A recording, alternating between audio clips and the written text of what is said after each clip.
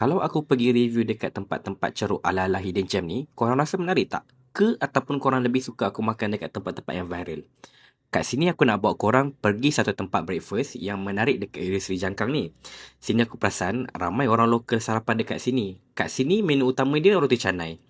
Aku ada roti canai telur. Wife aku pula order roti canai sarang. Sini roti dia memang lembut, sedap dengan fluffy. Sini style roti canai dia roti canai Melayu. Korang akan dapat roti canai berserta dengan kuah dal yang dicampur dengan sambal. Bagi aku sini kuah dia rasa manis sikit. Tapi bila kau dah campur dengan sambal dia yang pedas tu memang ngam.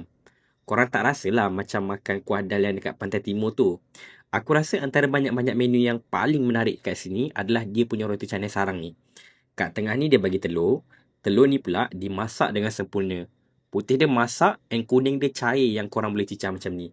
Aku memang penggemar makan telur kuning yang cair macam ni. Dapat pula makan dengan roti canai macam ni. Sumpah padu.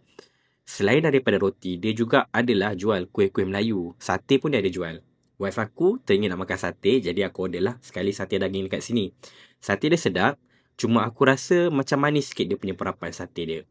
Overall, tempat ni sesuai kalau korang nak rasa makan sarapan roti canai Melayu. Aku sangat recommend untuk korang try. Aku boleh rate sini 7/10.